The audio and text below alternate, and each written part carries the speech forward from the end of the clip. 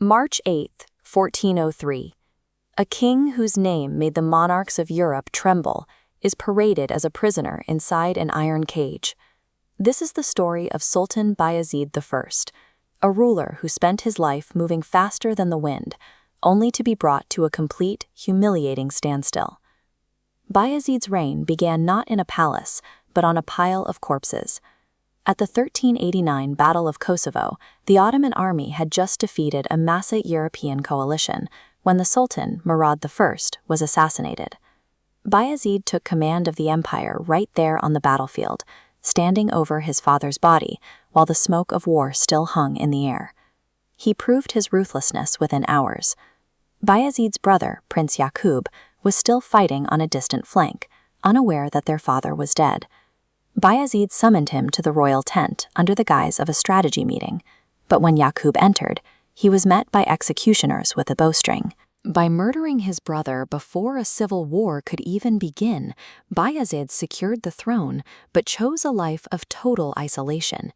He had eliminated every rival claimant, leaving him at the head of an empire with no allies other than his own sword. This map tracks the terrifying pace that defined his early years. In 1392 alone, Bayezid marched his army between Europe and Asia 7 separate times. He was striking fortresses in the west and crushing rebels in the east with such speed that his enemies began to whisper he wasn't human. This earned him his name, Yildirim, the Thunderbolt. That speed met its greatest test at Nicopolis in 1396. A unified last crusade of Europe's elite knights arrived to drive the Ottomans out. Bayezid trapped them. He lured the French knights into a reckless charge against his center, then triggered a massive ambush with his fresh Janissary and Sipahi units, turning the Danube River red with the blood of Europe's nobility. Before the battle, Bayezid had fallen into prostration, vowing that if he defeated the Christians, he would never touch alcohol again and would build a monument to the victory. He fulfilled that promise here, at the Grand Mosque of Bursa. Look at the 20 domes of this structure. It remains a masterpiece of early Ottoman architecture. After the massacre, the captured French Prince Jean swore he would never take up arms against the Ottomans again. Bayezid's response was chilling. He told the prince to go home, raise an even larger army, and return to the field. He didn't want a promise of peace. He wanted another chance to prove his dominance. Having not lost a major battle in a decade, Bayezid's view of the world had shifted. He began to see war not as a defense of the state, but as a stage for his own personal glory.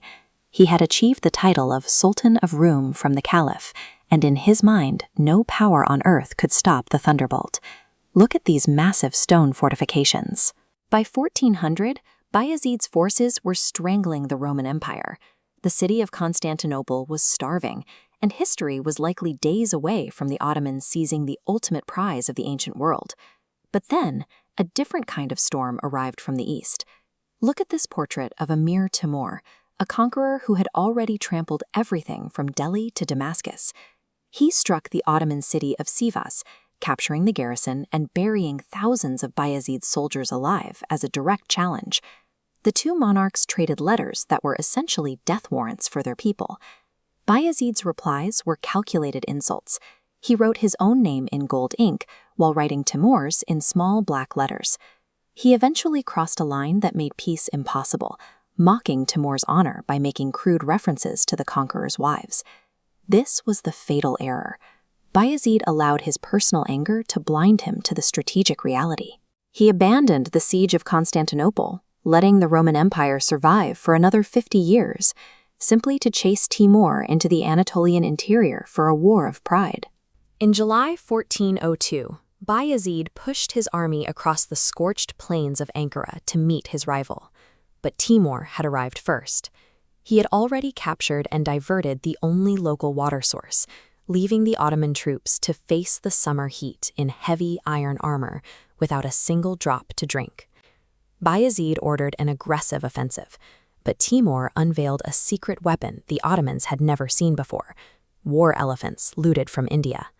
As these massive beasts charged, they shook the earth and let out cries that caused the Ottoman horses to panic, instantly disrupting the discipline of the cavalry. As the battle reached its peak, Bayezid ordered 18,000 Tatar soldiers in his ranks to strike. Instead, they turned their swords against their own Ottoman commanders. Timur had spent months secretly corresponding with these Tatar chiefs, buying their loyalty long before the first arrow was shot. While his princes and ministers fled the field, Bayezid refused to retreat. He climbed a nearby hill with a few hundred loyal soldiers and fought until his horse fell. Ottoman history's greatest warrior was captured alive, caught in a net like a common animal, and dragged into Timur's tent. Bayezid didn't just lose a battle. His predictable, offensive-only nature was dismantled. Timur proved that while the Thunderbolt was faster, a strategist who uses patience, logistics, and psychological manipulation will eventually win the war. When Bayezid was brought before him, Timur didn't gloat.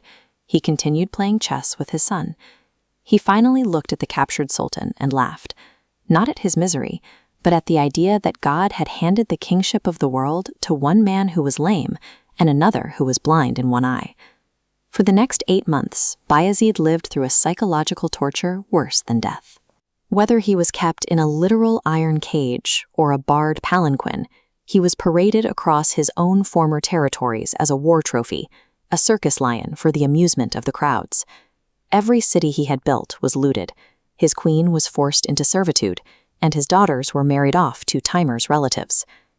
On March 8, 1403, Bayezid suddenly died in captivity. Some say from a heart attack, others say he swallowed poison hidden in a ring.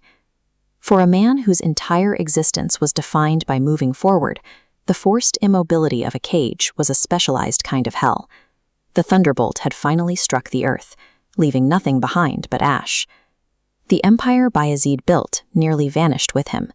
For 11 years, his sons fought a brutal civil war known as the Ottoman Interregnum. European monarchs laughed, believing the Turkish threat had been permanently erased from the map. They were wrong. Look at this recovery. Bayezid's son, Mehmed I, eventually unified the state, leading to a revival so powerful that the Ottomans would conquer Constantinople just 50 years later. They became a global superpower that would endure for 5 centuries. But the victory of the dynasty hides the cost of the conflict. While Bayezid and Timur fought to satisfy their personal pride, the collective strength of the Muslim world was decimated, its progress set back by decades. That same pattern of internal friction repeats today. When regional powers in Yemen, Syria, or Libya turn their weapons on one another, they are playing out the exact same dynamics seen at Ankara. The clash between the Thunderbolt and the lame conqueror serves as a permanent lesson. When two champions of the exact same identity prioritize their factional egos over their collective survival, only the ego wins. We often look for a Timur to blame for our failures, but as Bayezid's story shows, the most dangerous enemy is the one we create within ourselves.